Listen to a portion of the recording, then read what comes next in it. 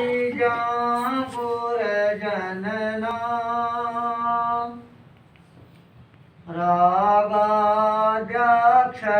रागाद्यक्षयमुपागता यस्य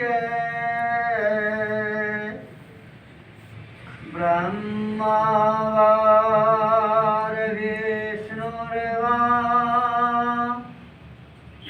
अरोजिनो वा नमस्तस्मै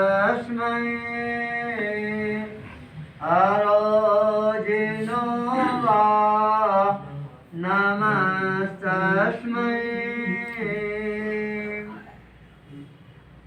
गंगा के जल सा निर्मल कोई जल नहीं होता। गंगा के जल सा निर्मल कोई जल नहीं होता और माता के दिल सा कोमल कोई दिल नहीं होता। माता के दिल सा कोमल कोई दिल नहीं होता। दुनिया में जनबल भी होता है, धनबल भी होता है। दुनिया में जनबल भी होता है, धनबल भी होता है, मगर श्रद्धा के बल सा कोई बल नहीं होता। श्रद्धा के बल सा कोई बल नहीं होता।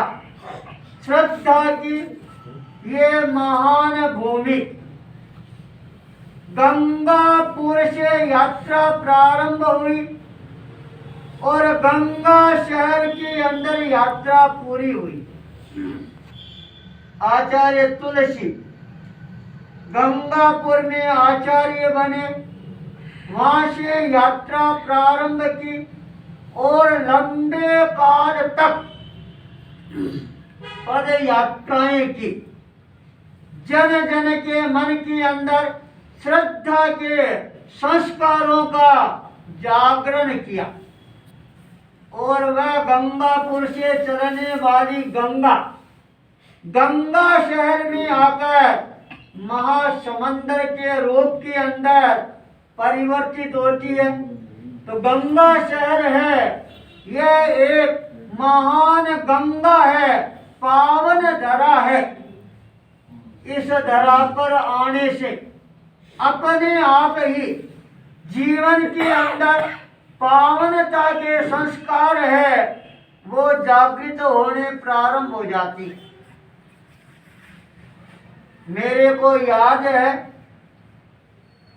मेवाड़ के अंदर केलवा शहर में जहां पर तेरापंथ धर्म संघ का आविष्कार हुआ, आचार्य भिक्षु ने केले की तपस्या में आषाढ़ी पूर्णिमा को सायंकाल गोधूली का बेला में इस तेरापंथ धर्म संघ की स्थापना करते हुए अपना आत्मसमर्पण है वह वीतराग भगवान को किया था। उन्होंने पट्ट से नीचे उतरकर दोनों घुटने जमीन पर टेक कर दोनों हाथ जोड़कर मस्तक को जमीन तक झुकाते हुए एक स्वर गुंजायमान किया था, हे प्रभु यह तेरा श्रद्धा का वह जागरण का केंद्र बिंदु। उस केलवा गांव के अंदर 4 सिंगारों का मिलन समारोह का अवसर मुनिश्री सागरमल स्वामी श्रमण, मुनिश्री सुमेरमल स्वामी सुमन, मुनिश्री शुभकरंजी स्वामी और हमारा 4 सिंगारों का एक साथ के अंदर मिलन समारोह प्रोग्राम सानंद संपन्न होता है। और जब ज्यादा संत मिलती हैं तो लोगों के अंदर और ज्यादा आस्था की भावना जगती है। लोग भावना भा रही है गोचरी होती है और हम सब आराम से ऊपर आहार कर रहे थे। अचानक तेरापंड भवन के प्रांगण में 2 भाई आए, 4 आए, 8 आए, 12 आए, 16 आए और देखते देखते पूरा हॉल है वह भाइयों से भर जाता है। अचानक आहार करते हुए नजर जाती है नीचे। मन में विचारे ये क्या बात है, प्रोग्राम तो संपन्न हो गया और अब लोग इतनी तादाद के अंदर आ रही हैं, क्या हुआ? शायद पूछा क्या बात है, कैसे आ रहे हो? कहीं महाराज आप आहार आराम से कराओ, फिर आपकी सेवा करेंगे। आहार आराम से हो जाता है। काम करने वाले संत काम कर रही हैं और हम चारों संत हैं, आसन लगाकर बैठ जाते हैं। फिर नीचे से भाई लोग ऊपर आते हैं, वंदना करते हैं। अभी अभी गंगा शहर से समाचार आई, क्या? गुरुदेव तुलसी का स्वर्गवास हो गया। विश्वास नहीं हो रहा था ये महापुरुष ऐसे चले जाएंगे। अचानक जब यह संवाद मिला, मुनि सुमेरमणि स्वामी सुमन सन्न रह गए, आंखें गीली हो जाती है। तब सागरमणि श्रवण ने कहा, अरे इसमें क्या बात है, आचार्य तुलसी जैसा व्यक्तित्व जब पैदा हुआ था और उसी समय मां बदना को सपना आ गया था, तो माता जी तुम्हारे छत के ऊपर कुमकुम के पगले, और जब माता बदना सुबह उठकर छत पर जाती है तो वहां पर बच्चे के छोटे छोटे पैर हैं वो नजर आती। मुनि सागरमणि ने कहा, सुमन जी क्या करे हो तुम? अरे आचार्य तुलसी के वो कोमल कोमल पैर सारे भारत भूमि को नापने वाले, और गंगा तो आखिर के अंदर एक जगह कहीं न कहीं जाकर तो समंदर में समाहित होगी। गंगा शहर है वह श्रद्धा का महान समंदर बन गया। आज जब मैं उस दिन को याद करता हूँ, सारा दृश्य है वह मेरी आंखों के सामने नृत्य करने लग जाता है। गंगा शहर नाम आते मेरे को यह स्थान भी याद आ जाता है। आज से 44 वर्ष पूर्व यह स्थान ऐसा स्थान नहीं था, केवल उज्जड़ था, और यहाँ पर आचार्य तुलसी ने दीक्षा समारोह संपन्न करवाए। यहाँ पर पर्युषण के महान आयोजन यहाँ संपन्न हुआ। अरे आचार्य महाप्रज्ञ को महाप्रज्ञ अलंकरण है यहाँ पर प्राप्त हुआ। तो ये भूमि तो पवित्र भूमि रही है, और जहाँ पर पवित्रता के परमाणु बिखरे हुए होते हैं और वह भूमि तो और भी ज्यादा पूजनीय बन जाती है, अर्चनीय बन जाती है, वंदनीय बन जाती है।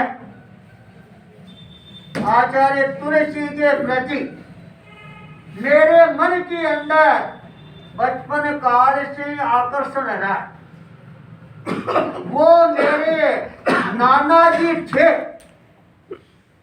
इसलिए आकर्षण नहीं था। उनके भीतर जो एक साधना की ललक थी, वो मेरा आकर्षण का केंद्र बिंदु बना। आचार्य तुलसी जिस व्यक्ति को दीक्षा देते और उसी दिन उसके ऊपर मेहनत करना प्रारंभ कर देते। दीक्षा देना ये कोई बड़ी बात नहीं।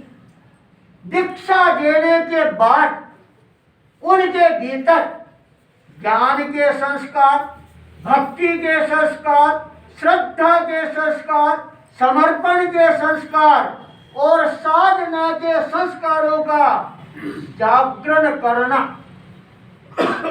ये बड़ी बात है। बिना साधना के शरीर है, ये केवल हड्डियों का ढांचा है। साधना है, वो है हमारे प्राण। और मेरे को याद है, जब आचार्य तुलसी के चरण कमलों के अंदर मैं प्रातः काल 4 बजे पहुंचा, आचार्य तुलसी ने मेरा कान पकड़ा और कहा, देख तू साधना के पथ पर आगे बढ़ रहा है। तेरी साधना तब सफल होगी जब तू साधना के महापथ पर आगे बढ़ेगा। उस समय मैंने इस बात को यूं ही आई गई कर दी थी। सरदार शहर के अंदर फिर मैं प्रातःकाल गुरुदेव के चरणों में पहुंचा। फिर गुरुदेव ने मेरे को साधना के लिए प्रेरणा प्रदान की। उस समय भी मेरा ध्यान इतना आगे नहीं गया। इस गंगा शहर में जब मैं एक बार आचार्य तुलसी के पास गया और कहा, गुरुदेव मेरे को उपवास बता दो। गुरुदेव ने कहा, कौन सा उपवास? नहीं, कोई उपवास नहीं है। और गुरुदेव की आवाज भी बहुत तेज होती थी, सुनने वाला कांप जाता था, छूट जाता था। मैं गुरुदेव की तरफ देखने लग गया। गुरुदेव ने कहा, देख क्या रहा है, बस अभी बैठ और अभी अध्ययन कर। अभी तपस्या करने का समय नहीं है, अभी तपने का समय है, जपने का समय है, ज्ञानार्जन करने का समय है। अरे ज्ञान नहीं करेगा तो जीवन भर भांडे धोएगा। और यदि ज्ञान करेगा तब तेरे को साधना का आनंद आएगा। उपवास नहीं करने दिया और सुबह 4 बजते मजाल है सोते रह जाए। मुनि श्री बालचंद्र स्वामी शासन श्री आज मैं उनके घर पर जाकर आया। मुनि श्री का वो पूरा दृश्य मेरी आंखों के सामने आ गया। 4 बजते उठाने के लिए आ जाते, उठो चलो गुरुदेव बुला रही। बच्चे थे 14 बरस 15 बरस के। नबी ने आप पधारो, हम आ रही हैं। आए कौन? वो गए और हम वापिस लौट कोट। गुरुदेव इंतजार कर रहे। अरे बालजी क्या हो गया, लाया नहीं उसको उठाकर? और गुरुदेव मेरे को कहा जब मैं आ रहा हूँ। अरे बालजी वो यूं आने वाला है क्या? उसको साथ में लेकर आ। वापिस आते फिर कहते चल मेरे साथ चल। साथ में ले जाते और वंदना करते। गुरुदेव कहते अरे एक बार तेरे को उठाया, उठा नहीं जाता, क्या करा था सदा सदा? उठ खड़ा हो जा। खड़े कर देते। भक्तांबर बोल, कल्याण मंदिर बोल, दक्षिणी काली बोल। और गुरुदेव अपनी जंती से हमारे को निकालते थे। तो कहते एक बार जो जंती से निकल गया वह हीरा बनकर निखर गया, और जो जंती से नहीं निकला वो कोयला बनकर रह गया। आचार्य तुलसी ऐसे प्रभावशाली आचार्य थे, और मैंने अपने जीवन में 25,000 वर्षों का इतिहास उठाकर देखा, कभी आचार्य तुलसी जैसे प्रभावशाली आचार्य है वो कितने हुए।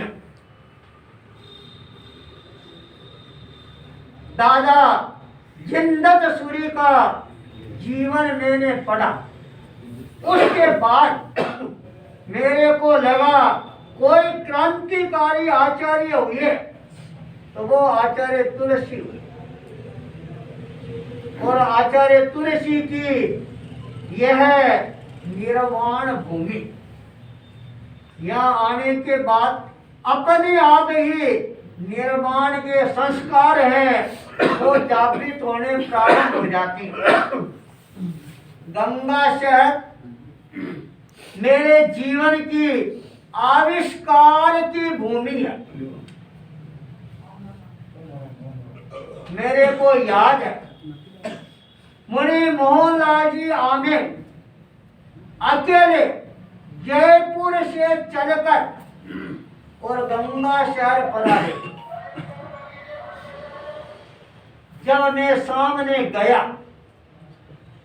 मुनि श्री मोहनलाल स्वामी ने कहा कैसी है, क्या है और क्या चल रहा है। मैंने कहा जो चल रहा है वो चल रहा है। मेरे को इस बार गंगा शहर गुरुदेव के साथ में तमाशा नहीं करना।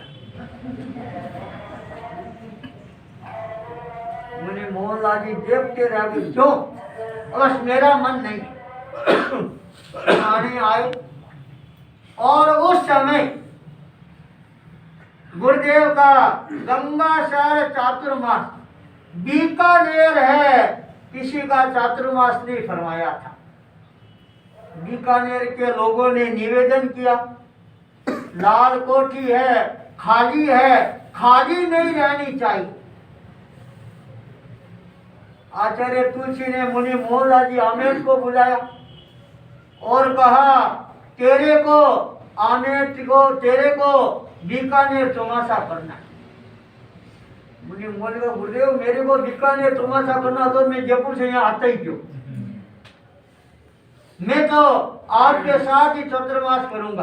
गुरुदेव का कह दिया ना, भूपेंद्र है वह नहीं मान रहा, वो कह रहा मैं अलग तमाशा करूंगा, तो तेरे को जाना ही पड़ेगा। अब उनके लिए दुविधा हो गई। उन्होंने मेरे को समझाने के अंदर कोई कमी नहीं रखी, पर मैं अपनी बात पर अड़ा हुआ था। पर योग ऐसा मिला, उस समय बीकानेर में शंकराचार्य का चातुर्मास फाइनल हो जाता है। मुनि मोहनलाल जी आमिर भक्कड़ संत थे। उन्होंने सांपो लिपटी चंदन एक काव्य ग्रंथ लिखा, मैं राहुल हूँ, और वह काव्य ग्रंथ को लेकर अनेकों प्रकार के झंझावात भी आए थे। मेरे सबरी मेरे राम दूसरा काव्य था, उसको लेकर अग्नि परीक्षा की तरह सुजानगढ़ के अंदर वातावरण बना था। परिवर्तन का दौर गूंजता है। गुरुदेव ने कहा मोहन बोल, भूपेंद्र को समझाया तो गुरुदेव आप समझाओ। तब गुरुदेव ने कहा क्या कह रहा है? मैंने कहा मेरे को बीकानेर या कहीं भी, गुरुदेव ने कहा नहीं कहीं नहीं होगा, यही होगा, और मोहन को भेजना ये नहीं जा रहा, ये तमाशा यही होगा। उस समय राजकरी स्वामी के साथ में मुनि श्री खेसी जी स्वामी थे, डूंगरगढ़ वाले। उनको चातुर्मास है वह बीकानेर कड़क के लिए कराया जाता है। साध्वी प्रमुखा कनक प्रभा जी मुनि श्री राजकनी स्वामी के दर्शन करती है। उनके पिता श्री वयोवृद्ध संत मुनि श्री गंगाराम जी स्वामी, जब वो संत वहां से रवाना होती हैं, पीछे सेवा की जरूरत थी। मुनि श्री राजकनी ने शायद ही कह दिया गुरुदेव का चातुर्मास है और हमारे थोड़ी सी कठिनाई है, संतों की भी जरूरत है। साध्वी प्रमुखा जी ने गुरुदेव को निवेदन कर दिया। उस समय मैं मुनि श्री दूली चंदी स्वामी दिनकर के पास में था। मुनि श्री पानमल जी स्वामी, बालचंद जी स्वामी, मोहनलाल जी स्वामी आदि हम सब प्रातः काल गुरुदेव पंचमी समिति के लिए पधारे ढिंगाणिया बस्ती की तरफ। और वहां पर वो बड़े बड़े खाड़े उधर पंचमी समिति के लिए पधारते थे। वापस आए, हमें नाश्ता कर रहा था और अचानक गुरुदेव ने संतों को भेजा तो भूपेंद्र को बुला कर लाओ। अचानक संत आए तो गुरुदेव बुला रहे। गुरुदेव ने क्यों, क्या हो गया? पानमल्ली स्वामी ने मेरी फिर कोई गलती की है क्या? मेरे को तो कोई याद नहीं है। बोली थी हाँ जरूर कुछ न कुछ छेड़खानी की है, कुछ न कुछ किया, इसलिए गुरुदेव बुला रही।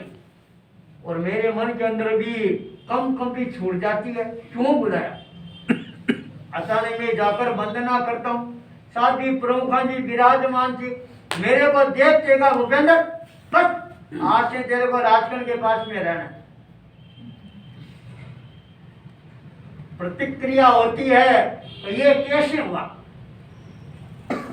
मैं उठकर वापिस आ जाता हूँ। दूल्हे साहब ने पूछा क्या हो गया?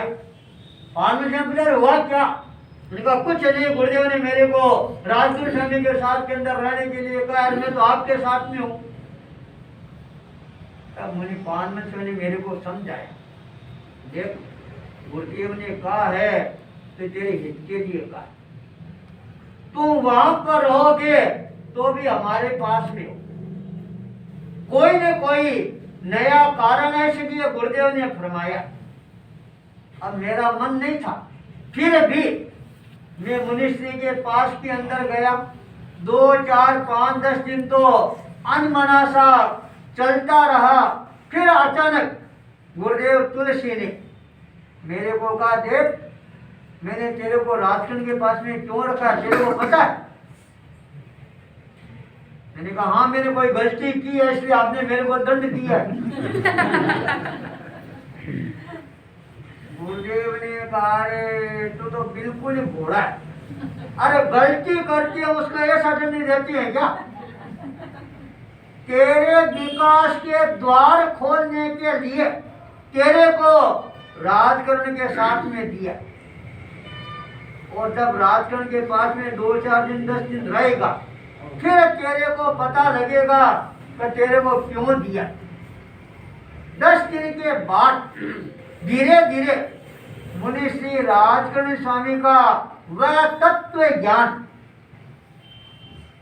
जब मैंने सुनना प्रारंभ किया,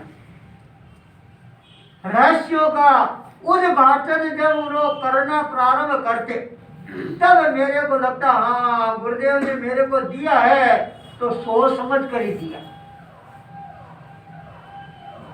मुनि श्री गंगाराम जी स्वामी, उनकी भी सेवा का मेरे को अवसर मिला।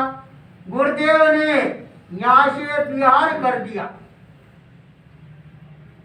और मुनि श्री राजकनी स्वामी को आदेश दिया, तुम अभी गंगा से रहो, मर्यादा महोत्सव पर आ जाना। मुनि पूर्णानंद जी की दीक्षा भी उस समय हो गई थी। कहा बाप की सेवा यह पूर्णानंद करेगा और तेरे को आगे जाना है। लगभग 8 महीना मेरे को मुनि श्री राजकीय स्वामी के साथ में रहने का अवसर मिला। तत्व ज्ञान के बारे में मेरे को बहुत सारी चीजें सीखने को मिली। केवल तत्व ज्ञान नहीं, उस समय गंगा शहर के अंदर गवैये लोग बहुत थे। केसरी मन जी, गोलछा, राजकरण जी, चोपड़ा, बहुत सारे सुनीलाल जी, और शाम के समय सारे के सारे वो इकट्ठे हो जाते और पुरानी जो रागे, कालू यशो विलास की रागे, और जब वो गाते समा बन जाता है। वह दृश्य गंगा शहर का देखने लायक बन जाता था। और आज कितने गवैये हैं, वैसे गवैये हैं पक्की राग वाले, कितने मिलेंगे? फिल्मी राग वाले तो सभी मिल जाएंगे, पर पक्की राग के अंदर गाने वाले गवैये वो कहाँ मिलेंगे? और गुरुदेव तुलसी को ये पक्की रागें बहुत प्रिय थी, और जब वो पक्की रागों में अंदर पीड़ा गाते तो सारी परिषद है झूमने लग जाती। और वो पुरानी पुरानी रागे, उनमें स्वाद ही अलग होता था, रस ही अलग होता था। सारी जनता है वह एकाकार हो जाती थी। और आचार्य तुलसी जब गीत गाना प्रारंभ करते, सारी सभा है वह एकदम यूं जैसे गूंगी के ऊपर सरब नृत्य करता है, नाचने लग जाते। उनके जो गीत है, उन गीतों की रचना, अब एक एक गीत है उठाकर देख लो। तेरा पत्थरो भाग्य विधाता, श्रमण संगरो सक्षम दाता, लाखा आखर यारो तारो हारियो लागे, माने सियारी रो संत प्यारो प्यारो लागे, माने सियारी रो संत प्यारो प्यारो लागे। और जब गुरुदेव इस गीत को गाते, फिर पीछे तक जो लोग बैठे, एक साथ के अंदर सारी सुधर्मा सभा है वह गीतमय बन जाती। आचार्य तुलसी का वह व्यक्तित्व, वह कर्तृत्व और वह नेतृत्व इतना दमखम हर किसी में नहीं हो सकता।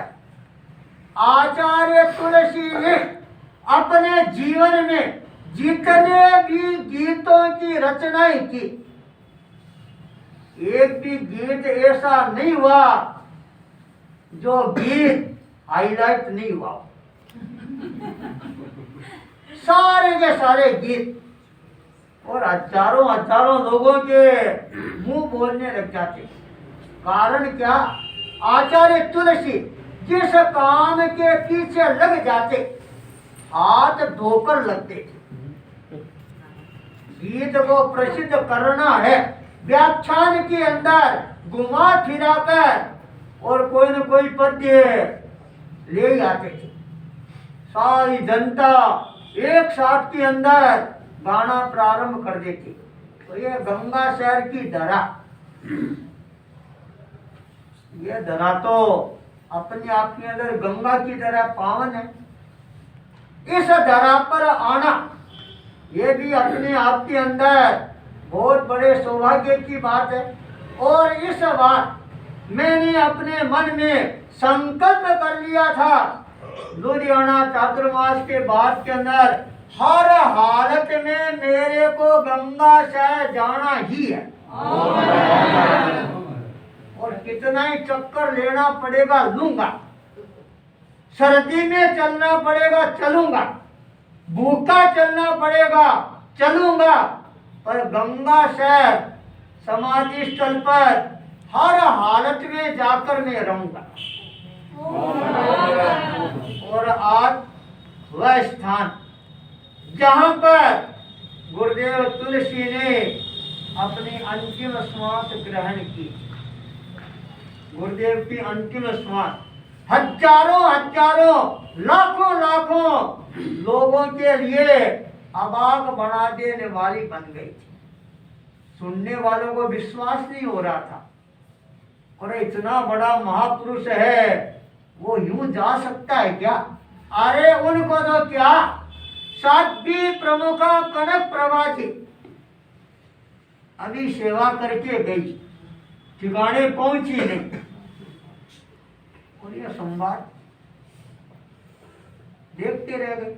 अरे आचार्य महाप्रज्ञ ये विराजे थे, उनको भी विश्वास नहीं। सब अचानक संत आते हैं, कहते हैं, और एकदम यो हड़बड़ाहट के साथ के अंदर वहां पहुंचते हैं, वो देखते सारा दृश्य। हफ्ते बच्चे ये क्या हो गया, गुरुदेव ऐसे ही चले गए। महापुरुष होती हैं बिजली के झपके की तरह,